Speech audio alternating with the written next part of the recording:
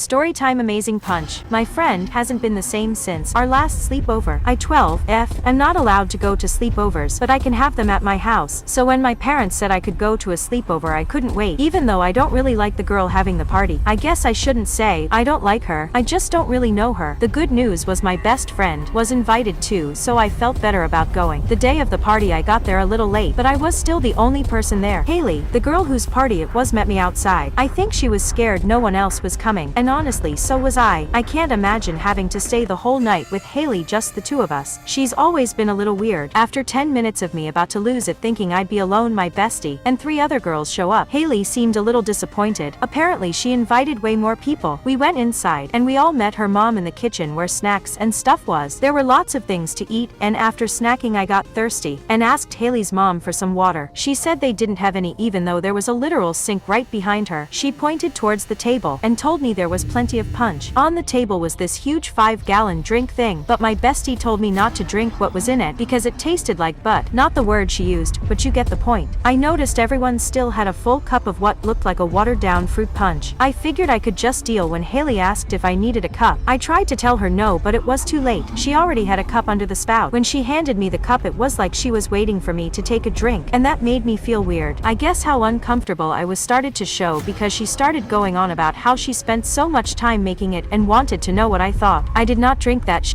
The voice in my head just kept saying, "Don't you do it." So I pretended to drink it and basically word vomited how amazing it was. It was enough to get her off my back, but 5 minutes later, Haley looked around at all the full cups and lost her freaking mind. She had a level 10 meltdown about how her party was ruined because half of the people didn't show, and now nobody wanted her punch. She ran out of the kitchen and stomped all the way upstairs. Haley's mom made us feel super guilty and told us we better drink, so everyone did. Well, everyone but me. Like I said, I was not drinking that shit. I didn't know what else to do, so I let the sleeve of my sweater soak up enough to make a difference. NGL, my sleeve smelled so bad. Once Haley's mom told her we all drank and loved her punch, she came downstairs like nothing ever happened and announced it was time for showers. The sun was still up, and I've never been to a sleepover, but I'm pretty sure staying up late is a part of it. We were all still a little weirded out by the punch thing, so we just went with it. That is until Haley's mom announced that she would be making sure we showered correctly. This lady really thought she was just gonna be in the bathroom with us. No, at that point my bestie mentioned she's on her monthly and wasn't okay with what Haley's mom was saying. If I thought Haley had a level 10 meltdown for the punch, this was a level 1000. She started screaming in my bestie's face, calling her disgusting and trash and telling her she needed to leave. Even said she didn't care if she walked home, but she needed to get TF out. Haley's mom stepped in to calm her down, and I immediately went to comfort my bestie and tell her it was time, you can go. We started walking to the door, and Haley started begging me to stay, but I was over it. Then Haley tells bestie that she can stay too if that means I'll stay. I repeat, I was ready to go, but my bestie is too nice and didn't want to be the reason we both left, so we stayed. I told Haley's mom that me and bestie would not be showering, and she seemed annoyed but let it go. The other 3 girls didn't even try to stand up for themselves, and they all were made to shower together at the same time, with Haley's mom making sure they were clean. This gave me major ick. Immediately after that, Haley announced it was bedtime. It's still light outside, but honestly sleep meant no more weird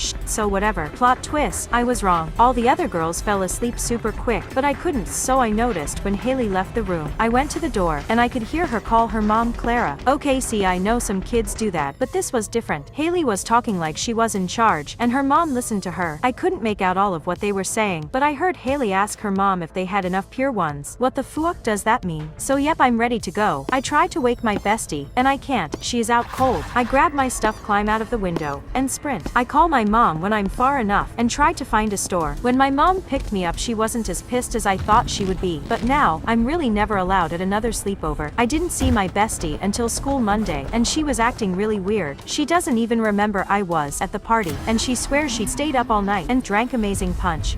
Storytime coincidences. This has been living rent-free in my head for the last 2 years, so I need to know, am I overreacting, or is this weird?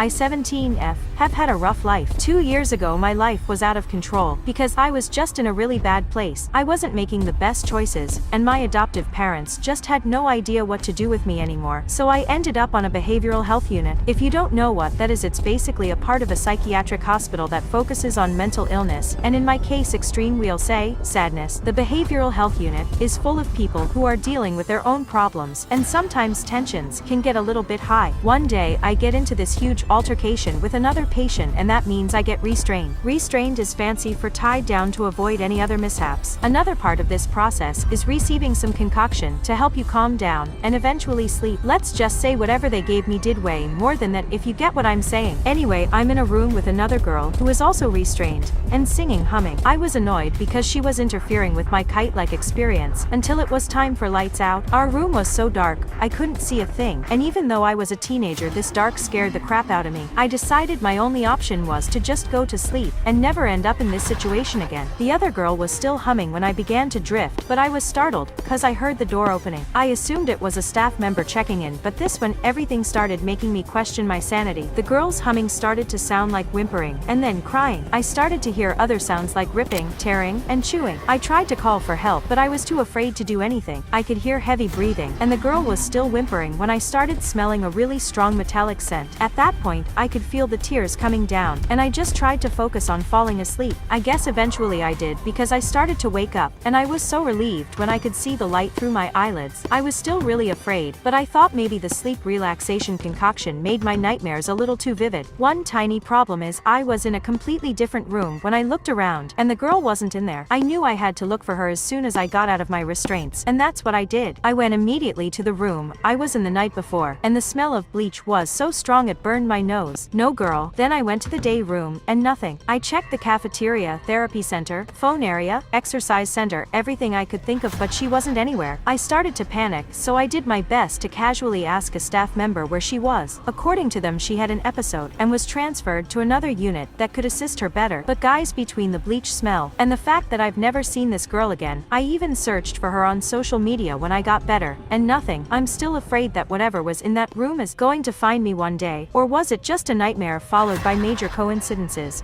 Storytime miracle. Update. You guys asked about other weird things that happened to me on the psych ward, so here it goes. I've had all kinds of roommates. Ones that paint the walls with their shite. One that truly believed she was a doll, but nothing was worse than the roommate who said she was a witch. The whole reason she ended up on the psych ward was her parents were sick of finding the stuff she used for her spells in the house. Stuff like mouse parts, bugs, fingernails, weird shite. She definitely scared me, but we were roommates, so I had to make the best of it. Plus, just in case she could cast spells and curses, I wanted to stay on her good side. I was so afraid of her that I did things like call and welcome entities. Yeah, I know, wild. If you're wondering, this was about a month after my first story. Anyway, one night Sabrina, see what I did there, and I are sitting on our floor praying and welcoming, as she called it, and Sabrina starts speaking this language out of an exorcism movie. I immediately freak out, let go of her hands, and back away. She falls backwards hard, and I'm thinking she's hurt, so I start banging on the door for help. On this psych ward, lights out also meant doors locked, and no one is coming. I was so scared of turning around when Sabrina asked what was going on in her regular voice. I was so happy she seemed fine that I rushed over and hugged her. There was this huge lump under her skin, and I would bet anything that I felt it move. Sabrina held me back, looked me square in the eye, and said, "He's here now," turned away, and climbed into her bed. I thought she was being funny or trying to creep me out, so I laughed. But Sabrina never did. She laid on her back, and even though I stood there for like 5 minutes, she didn't move at all. I don't even think she blinked. The next day, I noticed a bruise going all the way down her back that started at her hairline. There was a huge investigation looking into how she was injured, so she was moved to a different ward. A year later, I looked her up and found that she was the only survivor in a house fire that unalived her whole family. The article called it a miracle.